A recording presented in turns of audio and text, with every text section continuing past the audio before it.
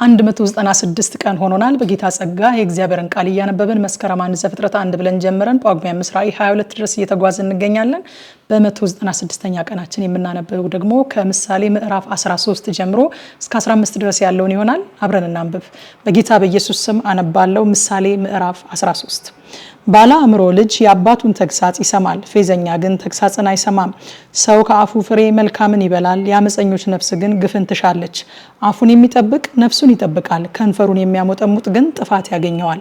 የታካች ሰው ነፍስ ትመኛለች፣ አንዳችም አታገኝም፣ የትጉ ነፍስ ግን ትጠግባለች። ጻድቅ ሐሰትን ይጠላል፣ ኃጥእ ግን ያሳፍራል ያስነውራልም። በመንገዱ ያለ ነውር የሚሄደውን ጽድቅ ይጠብቀዋል፣ ኃጢአት ግን ኃጢአተኛውን ይጥለዋል። ራሱን ባለጠጋ የሚያስመስል ሰው አለ፣ ነገር ግን አንዳች የለውም። ራሱን ድሃ የሚያስመስል አለ፣ ነገር ግን እጅግ ባለጠግነት አለው። ለሰው ነፍስ ቤዛው ሀብቱ ነው፣ ድሃ ግን ተግሳጽን አይሰማም። ሁል ጊዜ ለጻድቃን ብርሃን ነው፣ የኃጥአን መብራት ግን ይጠፋል። በትዕቢት ጠብ ብቻ ይሆናል፣ ጥበብ ግን ምክርን በሚቀበሉ ዘንድ ናት።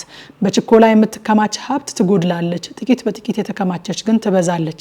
የምትዘገይ ተስፋ ልብን ታሳዝናለች፣ የተገኘች ፈቃድ ግን የሕይወት ዛፍ ናት። ትእዛዝን የሚያቃልል በትእዛዝ ተይዞ ይጠፋል፣ ትእዛዝን የሚፈራ ግን በደህንነት ይኖራል። ሰው ከሞት ወጥመድ ያመልጥ ዘንድ የጠቢብ ሰው ትምህርት የሕይወት ምንጭ ነው። መልካም እውቀት ሞገስን ይሰጣል፣ የወስላቶች መንገድ ግን ሸካራ ናት። ብልህ ሰው በእውቀት ይሰራል፣ ሰነፍ ግን ስንፍናውን ይገልጣል። መጥፎ መልእክተኛ በክፉ ላይ ይወድቃል፣ የታመነ መልእክተኛ ግን ፈውስ ነው።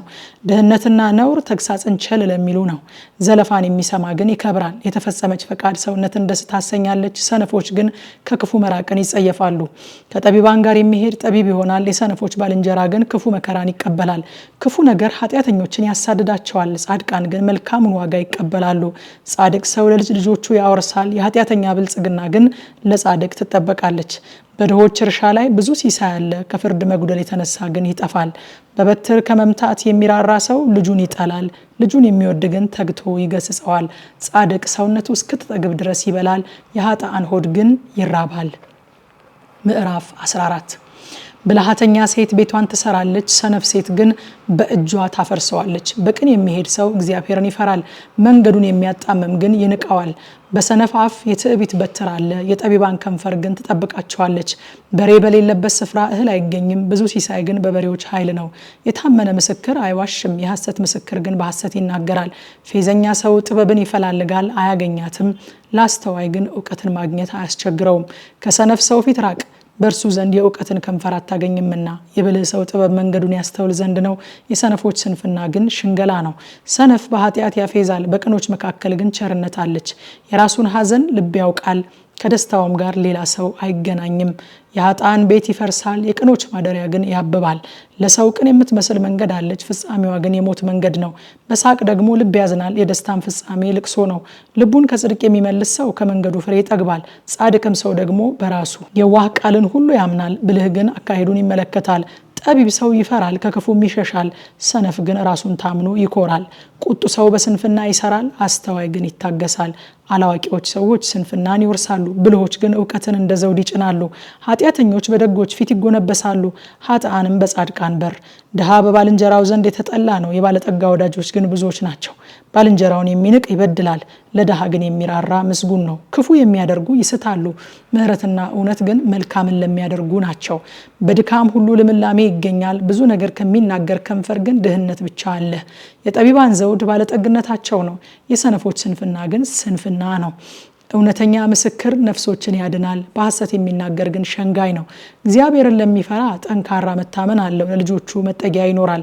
ሰው ከሞት ወጥመድ ያመልጥ ዘንድ እግዚአብሔርን መፍራት የሕይወት ምንጭ ነው። የንጉሥ ክብር በሕዝብ ብዛት ነው፣ በሰው ጥቂትነት ግን የገዢ ጥፋት አለ።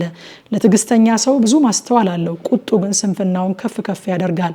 ትሁት ልብ የሥጋ ሕይወት ነው፣ ቅንዓት ግን አጥንትን ያነግጻል። ድሃን የሚያስጨንቅ ፈጣሪውን ይሰድባል፣ ለድሃ ምሕረትን የሚያደርግ ግን ያከብረዋል። ኃጥእ በክፋቱ ይደፋል፣ ጻድቅ ግን በእውነቱ ይታመናል። በአዋቂ ልብ ጥበብ ትቀመጣለች፣ በሰነፎች ውስጥ ግን አትታወቅም። ጽድቅ ሕዝብን ከፍ ከፍ ታደርጋለች፣ ኃጢአት ግን ሕዝብን ታስነውራለች። አስተዋይ አገልጋይ በንጉሥ ዘንድ ይወደዳል፣ በሚያሳፍር ላይ ግን ቁጣው ይሆናል። ምሳሌ ምዕራፍ 15 የለዘበች ምላስ ቁጣን ትመልሳለች፣ ሸካራ ቃል ግን ቁጣን ታስነሳለች። የጠቢባን ምላስ እውቀትን ያሳምራል፣ የሰነፎች አፍ ግን ስንፍናን ያፈልቃል።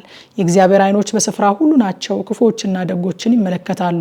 ፈዋሽ ምላስ የሕይወት ዛፍ ነው፣ የጠማማ ምላስ ግን ነፍስን ይሰብራል። ሰነፍ የአባቱን ተግሳጽ ይንቃል፣ ዘለፋን የሚቀበል ግን አእምሮ የበዛ ነው። በጻድቅ ሰው ቤት ብዙ ኃይል አለ፣ የኃጥእ ሰው መዝገብ ግን ሁከት ነው።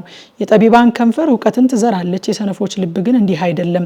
የኃጥአን መስዋዕት በእግዚአብሔር ዘንድ አጸያፊ ነው፣ የቅኖች ጸሎት ግን በእርሱ ዘንድ የተወደደ ነው።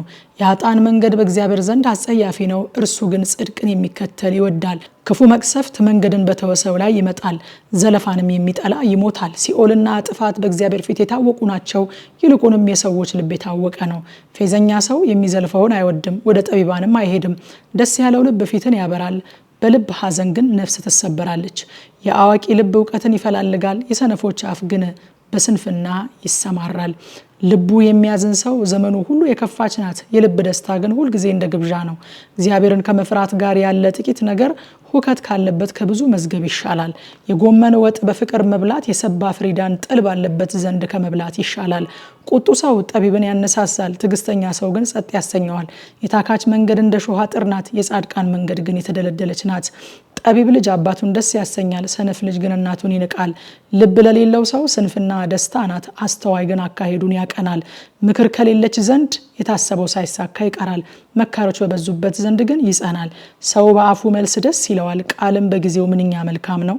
በታች ካለው ከሲኦል ያመልጥ ዘንድ የሕይወት መንገድ አስተዋዩን ሰው ወደ ላይ ይወስደዋል።